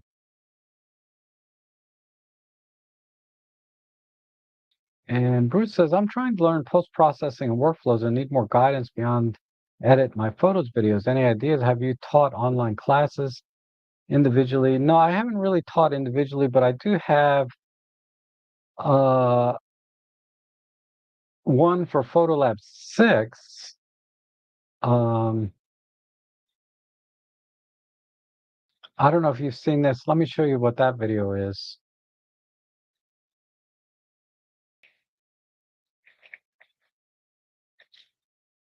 DxO. Let's see.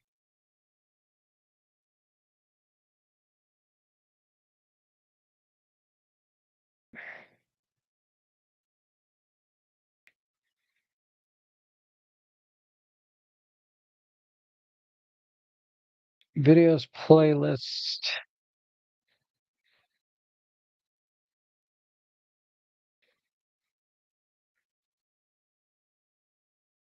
Let me give you a shortcut to this playlist. Uh,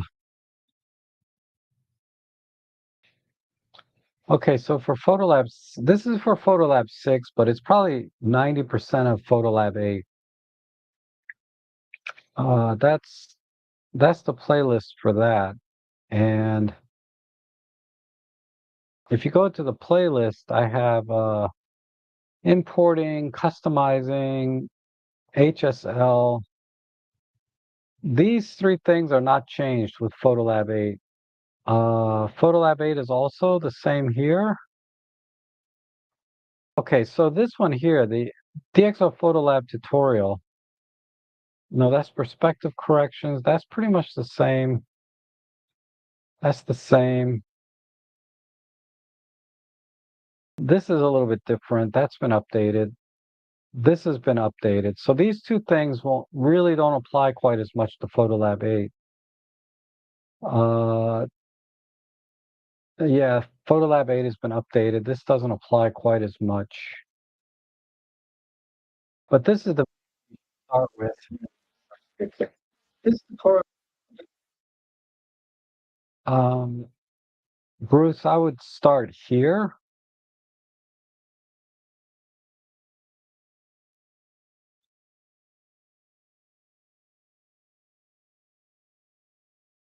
And then just adapt it to Photolab 8. I should make a new one for Photolab 8.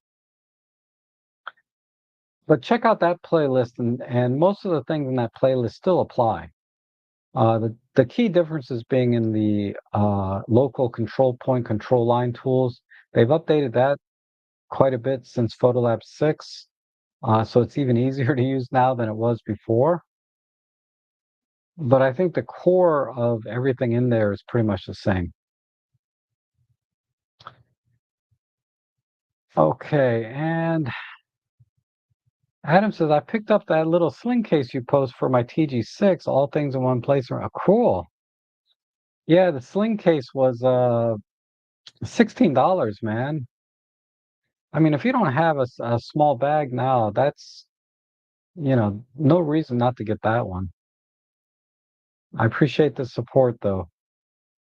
I use the FL 900. I'm thinking about getting one. Not the 900, maybe the 700.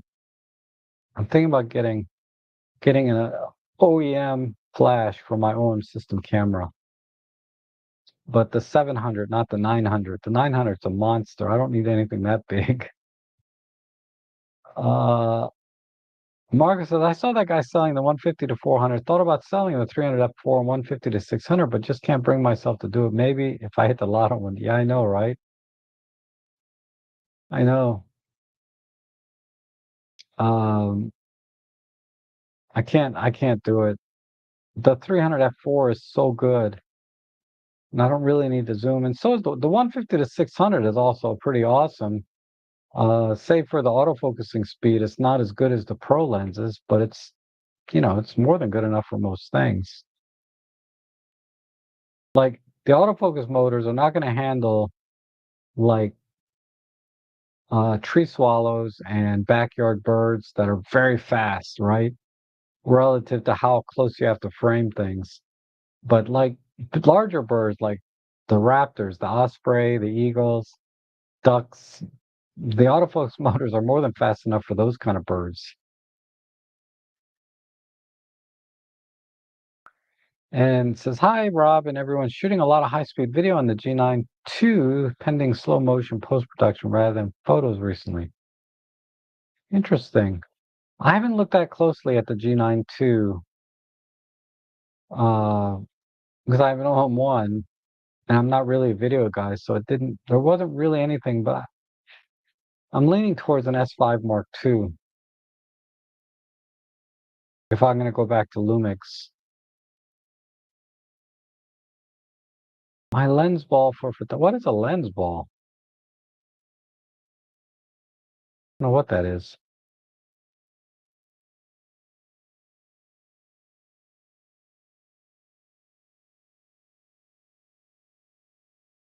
And Chuck says, as much as used prices have been hiking, I feel like I should be seeing more people with point and shoots and mirrorless cameras in the streets. Um, that's a good point, but I do see more people. I do. Definitely, I'm seeing more people with point and shoots. Um, I need to get out more, but when I have gone out, like during normal hours, when there's normal people out, because we go out like at 5, 6 in the morning, right? At least in the summertime for the sunrise, and then we stay late for sunset. But during the day when I go out for lunch and things like that, let me think if I saw anyone yesterday. No, all I did is I went to a photo job and then pretty much beelined. I had lunch and then I beelined at home. I didn't really go out anywhere. But the last time I went for a photo walk and it was sort of in a normal hours, I did run into a lot of people, which was surprising. The little Canon, point and shoots. And so I'm not an engineer. Our own system needs to update the hardware in the next flagship to show they're moving forward. Yes, I agree. Um, but I think about it. Let me get to this. How about a small sub $1,100 tripod buggered up my Me Photo? Ooh, okay, yeah. Um, I do have a few on my deal page. Let me just take a quick look for you, and then I want to go back to Anthony's discussion.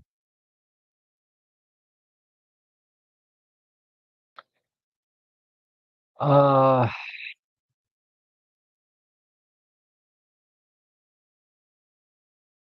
I would say this one.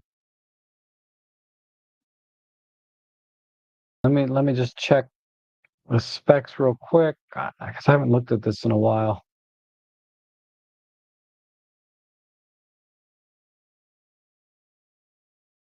So collapse this 20 inches. This comes up to 50 inches and then extend it up to 63. This is an awesome deal. This is an awesome deal. Carbon fiber tripod for $89. I'm telling you, and it converts to a monopod, and it's very compact. I think I left my monopod or tripod in the car because I have a similar one. This is hard to beat. Artistes is a good brand. Oh, why are the reviews so? Oh, well, it's just one guy. One guy left a 1-star review. Where is that? He didn't say anything. The 4-star review, what's their picture?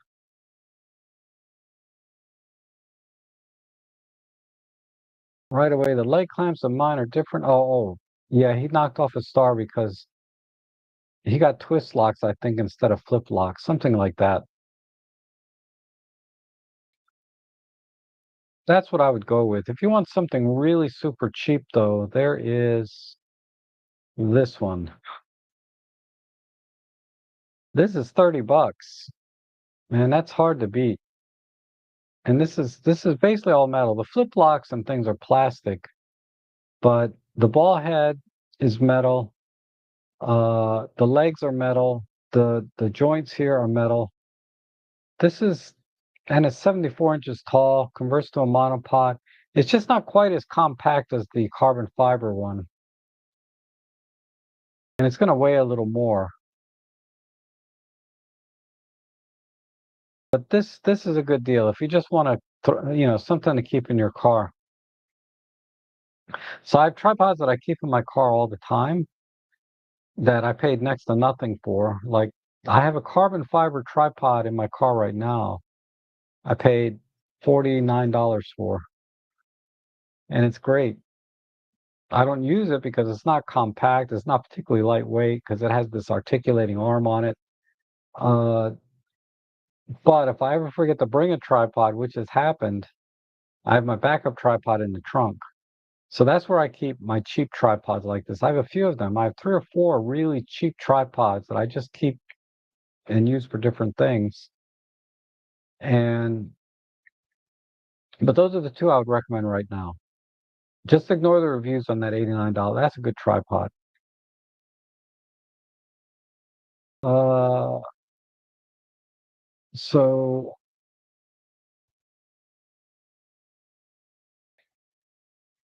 yeah, I think it's ouch. Okay.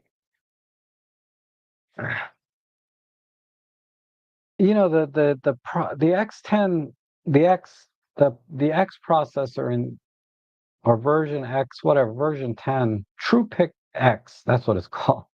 The TruePic X processor came out with what? The OM1 Mark 1 3 years ago. Maybe 4, but it's been at least 3 years. And we're gonna be stuck with that processor for a couple of more years. That's just the life cycle that I feel like we're gonna get. And they could come out with a TruePic 11, right? The next version, but that needs to be. I just don't know. I don't know that it would be appreciably faster than what we have now in the OM1. Uh, unless they make some major changes to chip design and things. Because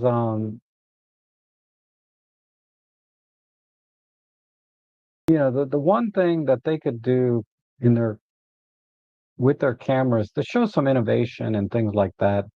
They could come out with a TruePic 11, but I think it'd be a name only. In practice, it probably wouldn't offer much more than they can do with a TruePic 10 processor. Because if you think about it, the OM5 Mark II has the TruePic 9 processor in it. and it's very capable. But the TruePic 10 added the subject detect. But think about the EM1X. That had the TruePic 9 processor with subject detect. Uh, we're gonna be stuck with this processor for at least a couple more years. The sensor definitely a couple of more years. We're not going to see a stacked 24 megapixel sensor anytime soon. I would be very surprised if they do. I don't know for a fact, right? But I would be very surprised if we get past the 20 megapixel stack sensor, even in an all-in-one Mark III. I'd be very surprised if they did. And if they come out with a TruePic 11, it's going to be in name only. Functionally, of course, it's going to be better, but uh, I would not be surprised that they could have done the same thing with the TruePic 10 processor. It's like the TruePic 9 processor in the M1X. There's no reason that they couldn't put subject detect and things like that in terms of processing power into an OM5 Mark II. So what is missing between an EM1X and an OM5 Mark II? I don't know. I don't know why they couldn't put subject detect in the OM5 Mark II when it's in an EM1X with the same basic TruePic processor. But what I would like to see in an OM1 Mark III, yeah, I would like to see a 24 megapixel stack sensor. I doubt we're going to get that. I would like to see an updated processor, a TruePic 11. If we get it, it'll probably be in name only. But the main thing I want to see is the more computational features where they're combining things. Like I'd like to be able to combine high-res shot mode with the grad ND filter. I'd like to be able to combine high-res shot mode with focus stacking. I'd like to see so they're going to need substantially more processing power for these computational features. Now, the computational features in general, we only use time to time, right? It's not like every shot, probably out of every 1,000 pictures, like one will be a high-res shot mode. Maybe another couple hundred will be the in-camera focus stacking. But the majority of our shots are just single shot 20 megapixel images. So the camera can process that using just very low power. Whatever it does now, it can continue to do that. But when we do the computational stuff, why can't they turbo boost it for those particular features? Just for that brief moment in time that the camera needs to use these computational features, turbo boost that chip either by activating a secondary core processor, either in a single chip or a separate chip on the board, or ramping up the clock speed. I don't know. Whatever they do to turbo boost, typically it's going to be activating additional cores in the processor to handle the additional computational task, and then kicking that back down the same pipeline to your memory card.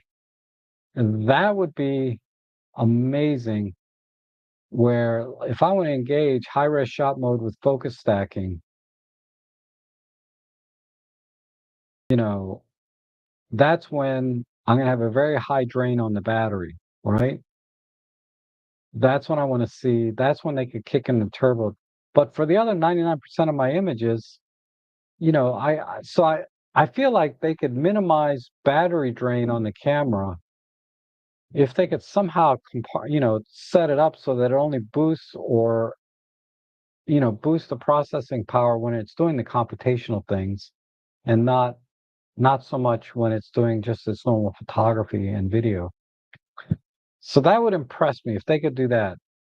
Uh, that is the main thing I'd like to see is more innovation on the computational side, with not only combining features but some new things that I haven't thought of. bring back some of the older things like in-camera panorama stitching, in-camera multi-row stitching. Imagine how amazing that would be, right? Because they have in-camera stitching on the EM10 Mark IV. Why not on an OM1 and OM3? Why not multi-row panorama stitching? You know, we have Starry Sky. I can't, I'm rambling. We have Starry Sky AF. You know, why can't we do like what Pentax does and use the sensor shift data? You don't even need a GPS to do astro tracking on a Pentax anymore. They do it by analyzing the stars and how they're moving and then shifting the sensor with the movement of the stars. You know, why can't OM systems do something like that? Astro tracking, just using the sensor technology. So I think they can do a lot of things where it's going to require more processing power, but I don't want to do that at the cost of killing the battery. So like, you know, maybe it does that now and I don't know it. Maybe it's already, you know, turbo boosting when it needs to and not when it doesn't need to. But I suspect they can get a TruePic 11 processor that has some additional cores that are never used until you start doing the computational stuff. And if they tell users that when you're using these computational features, you're going to cut your battery in half, that's acceptable. So if you're just taking pictures, if you need a number to compare it to any other camera brand out there, then this is our SEPA number, you know, 500 shots. But if you want a number for computational features, you know, your battery life is going to be halved. Don't expect to get 500 shots anymore. You're going to get 200 or less. But that would be amazing. Now I get it. They're going to have to manage heat and do some additional things, but that would show real innovation to me. So for me, if they did that alone, I could pass on a high res sensor. I can pass on, well, you know, the calling it a TruePic 11, whatever. I can pass on a lot of things, you know, dynamic range, all of that stuff, if they improve the computational features. Because currently, the dynamic range, the colors that I get from the camera, the noise performance, everything on that camera is, let's just say I'm content with. I know there's better out there.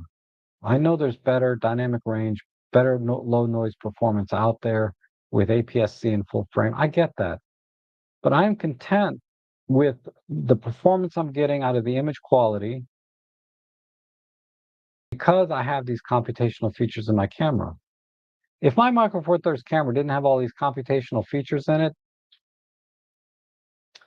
then I'm going to have to lean on the compact size and portability, right? That would be a little harder argument to make these days because you can get very small body full frame cameras.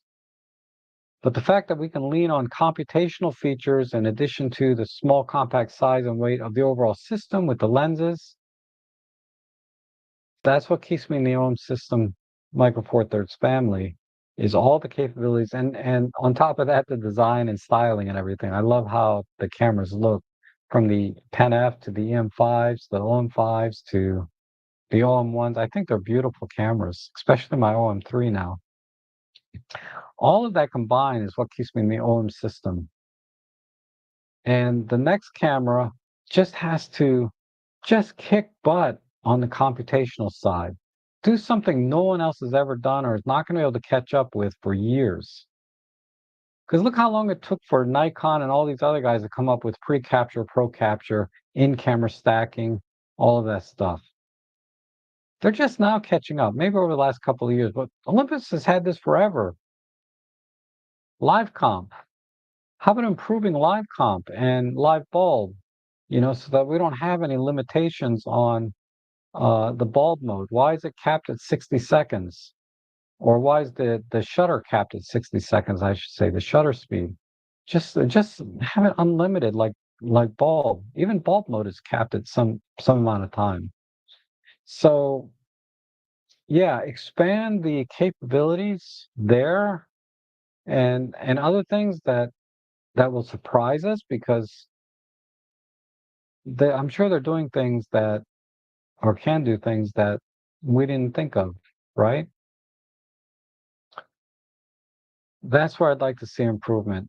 If they can throw in a new 24 megapixel stack sensor on top of that, great. That to me would just be cherry on top. But the core of what makes OM systems a great camera to me are the computational features, the other capabilities that they've added, like being able to use flash with electronic shutter easily, the in-camera workflow for high-res shot and in-camera stacking, the live comp, all of these things make this camera system the very best on the market for me, right? It'd be difficult to argue it's the very best camera on the market, but it's certainly the very best camera for many, many people at the price point that they're selling. $2,000 for an OM3, and look at everything it can do. Same for the OM1 Mark II. It's on sale all the time for $2,000. They will just kick the butt out of any camera at that price point for the things that I do with it and the kind of photography that I like to do. You know, if I'm going to go out, if for some reason I need high ISO performance, then yeah, I'll grab my Canon R8 or whatever other camera back there that I know has better low noise performance. But that's extremely rare that I need low light performance. Even this image that I did today, uh, ISO 51,000 on a 12 or 13-year-old camera, APS-C, I'm happy with this. I know it's not perfect. You know, there's a lot of smudging in the details because of the ISO noise and denoising algorithm. But this is a great picture to me. I just love the scene here and the feeling that I get from it. You know, seeing all of us come together with, you know, like-minded people coming together and having a good time doing photography. Uh, you know, and these guys are all my friends. So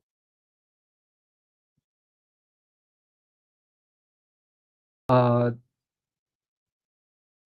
even in situations like that, yeah, a low light camera would be better. Like a Canon R8 would have probably crushed it in that situation. But that's not a priority for me, right? So I'm not too worried about, and I don't see how they can improve dynamic range, low noise performance. They have to be able to reduce the noise floor somehow internally in the camera. And I don't know if they have reached that plateau where they have to balance size, weight, heat, all of those things that create some of the read noise to lower the to improve the high ISO performance, right? Because if you made the camera this big, you could lower the noise floor, right? Because you can control the heat management, spread the components out more, add heat sinks everywhere, and you're going to get less noise and higher performance out of a sensor. But when you're trying to miniaturize a camera down to like this size, there's going to be some limitations there, physical limitations to trying to reduce the internal noise generated by the camera itself before it even takes a picture. Uh, and that's why when I feel like even the new Sony RX1 Mark III that just came out, people are really a little bit too harsh on that camera because they did a ton of miniaturization in that camera. Now I don't know how it performs. If the performance has gone down, then yeah, you can be very critical. But if they were able to miniaturize that camera the way they did and increase performance, that's no small feat. So, uh, and like Anthony, I'm not an engineer,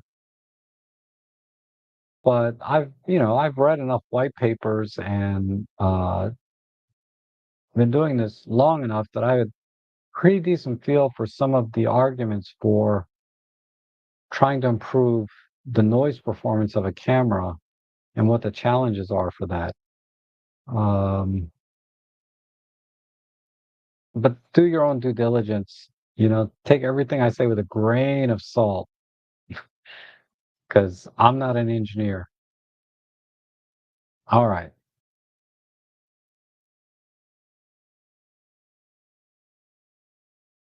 So yeah, Marco's making the point about the camera. Yeah, it came out 3 years ago. So that's why I was saying I think we're stuck with it for a couple of more years. And companies like AMD and Nvidia release new processors. How's a camera company going to do it any faster? Yeah, it's every couple of years. And Micro Four Thirds sensors, the quarter size of full frame, and there's a limit to how many pixels they can add without affecting image quality and low light capability. Yes. Yeah, because we're talking about pixel pitch. We're not talking about sensor size, right?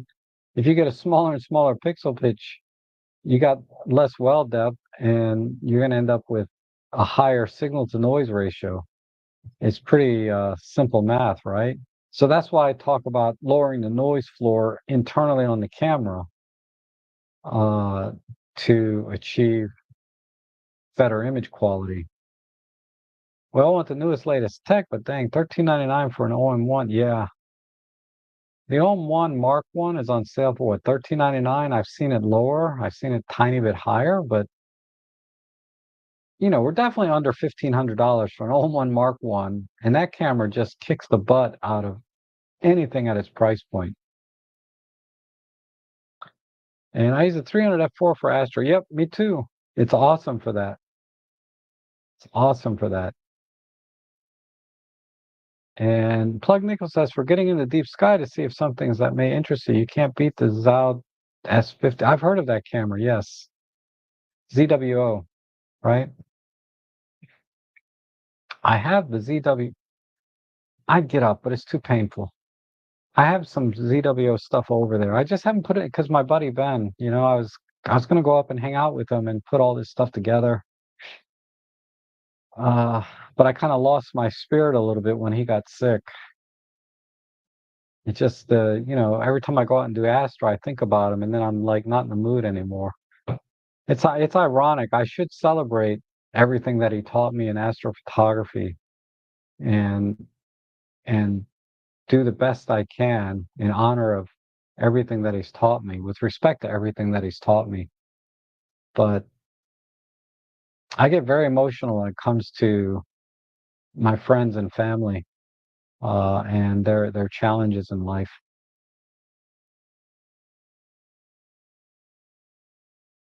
A lens ball is a crystal. Oh, okay.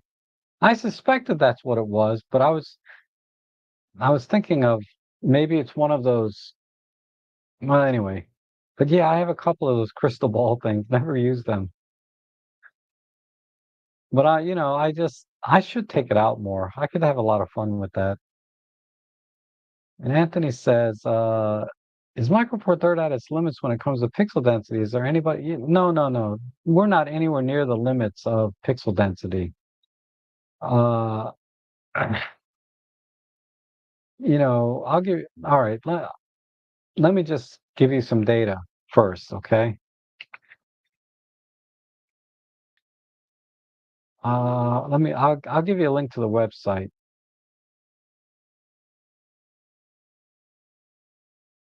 if I can find it.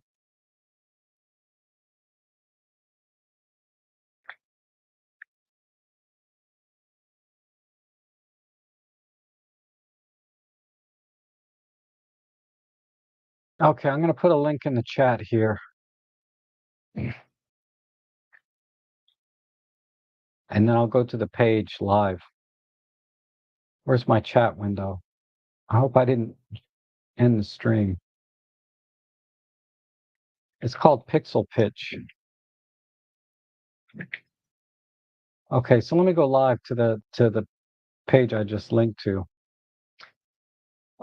So let me sort by sensor size, and then we'll go down to Micro Four Thirds, which is a 17 by 13. So the pixel pitch, like like right here, EM1 Mark III came out in 2020, has a 3.3 nanometer pixel pitch, right?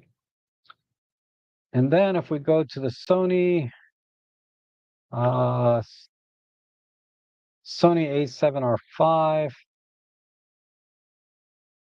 oh, the A4 is the same thing. 3.8 nanometer.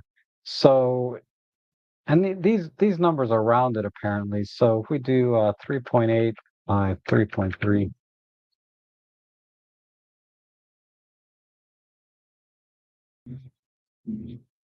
so is that right?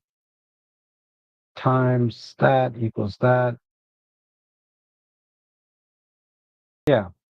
So it's basically 15% larger, right?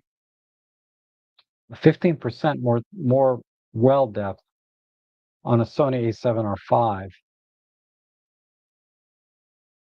And then you take something like a Sony A7 S. Look at the pixel pitch here. Huge pixel pitch.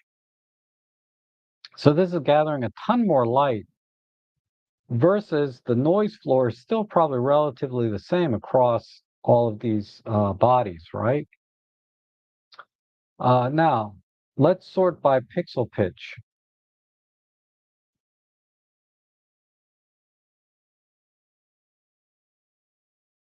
Look at the pixel pitch of these point and shoot cameras. 18 megapixel point and shoot camera. This has a 1 over 2.3 sensor. We have a pixel pitch of 1.2 nanometers. So a third the pixel pitch, right? So let's get an idea of the, so I'm going to go over to VP Review Studio Scene Tool. So let's do a Sony A7S III and a Sony A7R CR, that's the same thing. And then an OM1.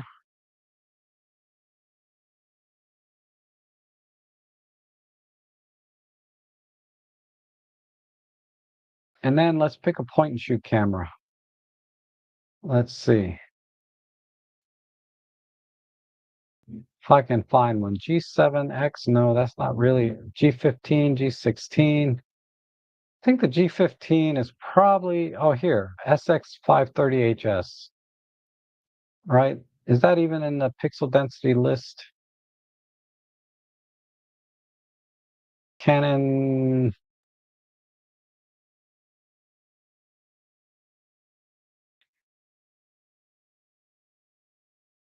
power shot, well, they don't have it in the list. But anyway, it's a tiny sensor.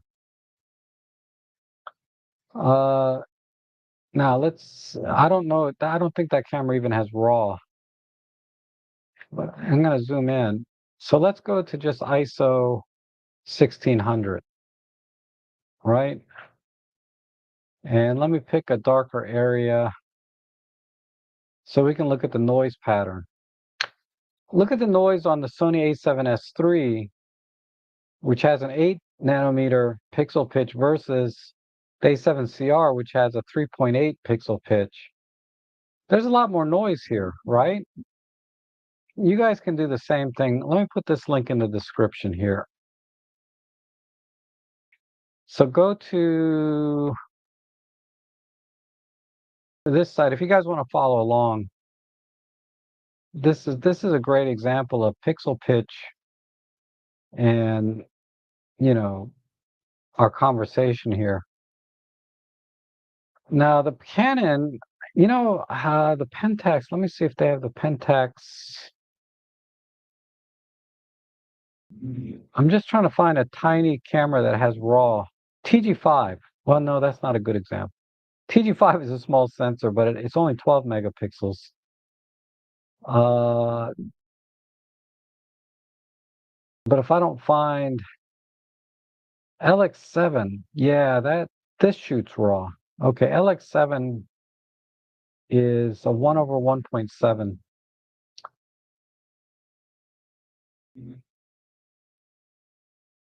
But the pixel pitch, as your pixel pitch gets tighter and tighter, but remember, there's only a 15% difference. Let me put the Sony right next to the OM system, and then I'll put the whatchamacallit, the Panasonic LX7, LX10. These two are about the same. We can do an LX10, it doesn't matter. Look at the noise difference between the A7CR and the OM1. We can even go up to, let's go up to ISO 6400. There's not that much difference because the pixel pitch is almost the same between these two cameras, even though this is a full frame and this is an OM1. Now, the argument is once you compress both images down to the same resolution, the A7CR is going to have less noise. And that is absolutely true. But my my point here is that pixel pitch, and to answer your question about have we reached a limit to the pixel pitch on a Micro Four Thirds sensor? We're not even close.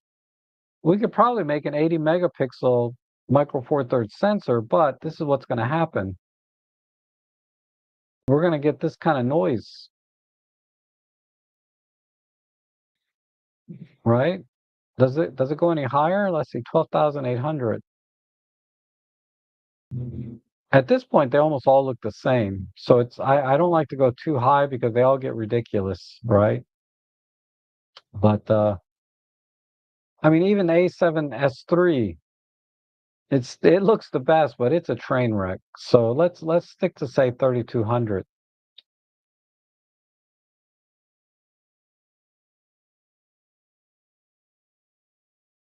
Let's look at just the darkest area.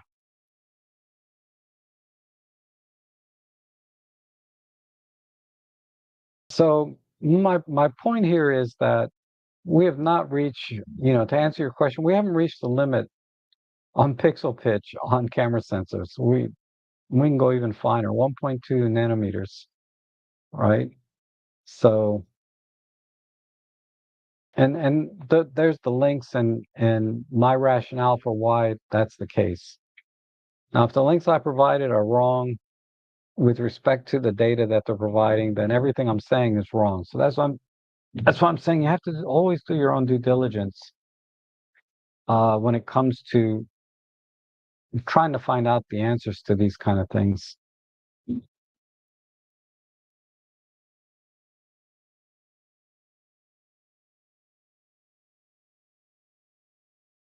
Wow, you're getting pretty serious, huh, Randy? A 300 f4 with a guide scope. I have a guide scope and a tracker. I need to get the little box, the computer, the interface. I forget what it's called to connect to my tablet or laptop. Let's see. I should probably just go out to California. God, that's so far away. I don't think I could drive there. And Lynn is here. Oh my goodness. How are you? My goodness. It's been forever. It's been forever since we've seen you. Hopefully you get your car fixed and you can come out with us. Um, yeah, get a proper Astro kit. I mean, you got everything you need. All you need is a telescope. Looks like I think you just buy a telescope and you're good to go. Of course, you probably need a different tracker too. But anyway, oh, Sister Natura, thanks for coming in today. And technically, it is an 80 megapixel sensor, and each pixel only supports a single color, and they're binning. Yes. So, yeah, that is true. So the pixel pitch is already pretty fine, but by binning, and that's not that dissimilar from what I just said about the Sony A7R5, where we're looking at the 60 megapixel. When we were on DP Review's site, we were looking at the 60 megapixel image and comparing noise to the 20 megapixel image. But if you were to compress or bin that image down to 20 megapixels, it's going to show less noise, right? And that's exactly what OM Systems is doing with their 80 megapixel sensor, is they're binning those down to 20 megapixels so that ultimately you're getting less noise than you would if you kept it at 80 megapixels, right? So,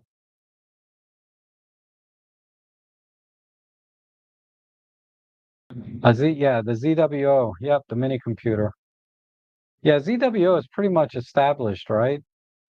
Because I haven't checked prices lately since the tariffs kicked in. I don't know if ZWO is made in China or not, but I can buy used ones pretty cheap. That's the good thing.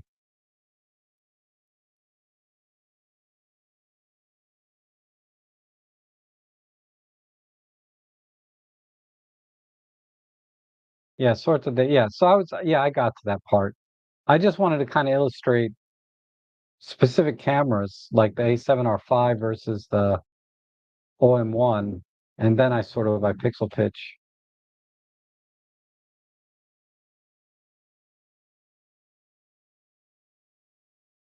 So NT from 24 to 45 and find generally the same experience, just bigger files. If you do not have Fieldcraft, your image capture fails in any camera. Yeah. So it's, photography and photography gear are really different subjects, right? Uh, although related. So, because we can talk about gear and the technical sides and admire the technical capabilities and engineering that goes into the gear. But then photography is all about, like, one thing, fieldcraft, learning how to capture your images and understanding the gear, yada yada. That conversation's been done to death, right? Yeah, there's definitely sub 2 nanometer images. So hopefully, Anthony, that makes sense, right? A dual processor on 1X, yeah. I think Anthony would be really happy to get a dual processor OM1X. But apparently the TruePic 10 is faster than two TruePic 9 processors combined. I think that was somewhere mentioned in somewhere when we went to the TruePic 10 processor about how much faster it is than the TruePic 9, that it was faster than dual TruePic 9s. So if the TruePic 11, if they come out and say our TruePic 11 is faster than two, oh, had a little hiccup there. That really hurt. If the TruePic 11 is faster than a TruePic 10 by twofold or fourfold, then we might start to see some combination of computational features and new computational features that we didn't think about. Because the problem is with photography, we think about our field craft and which is basically, learning how to take pictures, right?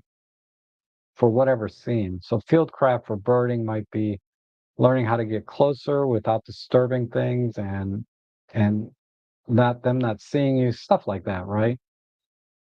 Uh, and I can't remember what point I'm going to make because of the thunder. There's really some loud thunder happening right now.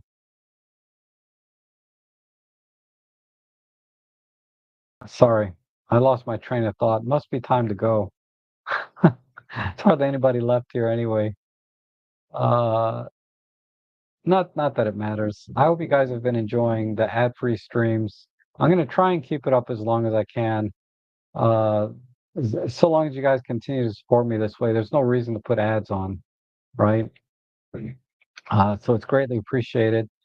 Use my affiliate links down below for the Amazon and buying anything that you need. You don't have to buy things that are on my deal page, once you click on that link and go to my page and click to go other places, I'll get credit on any of your purchases. I'm so close to the next bonus level. Like I can get another $100 bonus from Amazon if I hit it. I'm so I doubt I'm going to hit that bonus, but uh, that would be nice. This month has been really good on affiliate sales with Amazon because of Prime Day.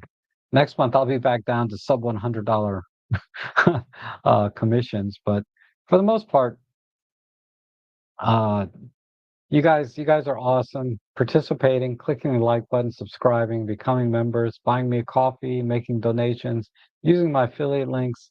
All of these things support everything I'm doing here, and it's greatly appreciated. So, you guys have a great rest of your day, rest of your week. Eat healthy, exercise. I want you guys to be with me a long time, and so we can do our photography together and enjoy this hobby and passion that we enjoy for a long time.